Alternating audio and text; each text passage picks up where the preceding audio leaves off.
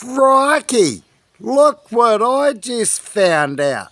Hey, South Australians, did you know your Premier is a narc? Is a police informant?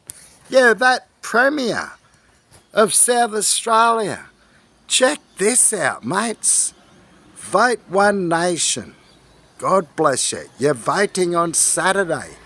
Make your vote count. Yeah, I've got receipts, mate. Check this out. Him tomorrow. There's another story that I think is quite extraordinary. I'm surprised it hasn't got a bit more attention.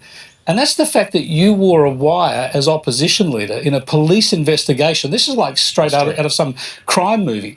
You wore a secret wire to speak to a former Labor MP who you'd accused of trying to blackmail you. Fucking dog. Obviously, the charges were dropped. Did she not try and blackmail you? No. Look, obviously she did in that one. Well, all I will say on this matter, Chris, is this. The Supreme Court has handed down a decision that backed in my actions. That's the first point. The second point is legal action. What I will say as a general principle is this, Chris, I'm willing to put my own political interests on the line to act with integrity. And there's been a number of things that I've done throughout the course of my leadership of the party that has been at my own political expense because I've wanted to do the right thing. But this is going to be the most bizarre series of events anybody's come up with. No doubt, but mainly because I decided to do the right thing, Chris. When someone was seeking to, I think, how do I characterise? When someone was seeking to achieve an outcome through means that lacked basic ethics, I was willing to call it out. I was willing to report it, police. We've got very strict obligations in South Australia that where a public officer, which an MP is, sees someone doing something wrong, they should report it. And I reported it, even though I knew it would set in train a sequence of events that would unlock questions like yours. But when you were wired, were you trying to entrap her?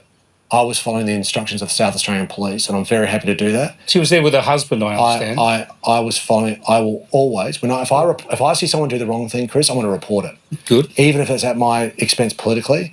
I've seen so many politicians around this country get themselves into trouble by trying to play, house of cards style of politics and sort some people out over here. This sounds like it's out of house of cards. It's extraordinary. Did Annabelle Digance and her husband, when you were secretly wired, did they ask you if the conversation was being recorded? Well, you can ask all those questions of South Australian Police. South Australian Police instructed my actions, and that's the right thing to do, Chris. And, I'm willing to... Did they ask you if they're being recorded or this was on record? I'm not going to go into matters that pertain to a South Australian Police investigation. What I will say is that if I see someone doing something wrong in the Labor Party or outside the Labor Party that compromises the ethics of the political process, I want to stand up and do the right thing, which I think is what people expect of people in positions like mine. And the courts all have their say, have had their say, the police, but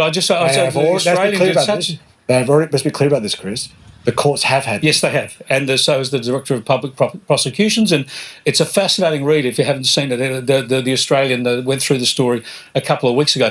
I've got to finish up where I started off. I was on air on Sky News 4 years ago when you were elected Prime Minister, Premier. That's a Freudian slip, because what I wanted to ask you is whether you're thinking about Canberra politics. You're a young man. You've obviously been very successful so far. You should be sworn in again next week as Premier. Do you rule out ever going to Canberra? Yeah, Chris, I've got this incredible privilege to think about the Australian Federation in the context of being a six-cylinder engine. South Australia hasn't always been the piston that's firing, and now it is. And I'm very proud of the work that my government has done. As imperfect as we've been in some areas, we have done a lot to get it firing, and I want to keep it that way because I think that makes a contribution to our country. All right, what is this snake, this lying snake who's a police informant? Mate, you fucking cancelled Anzac Day. Fuck you. Vote One Nation, legends. God bless you. God bless Australia.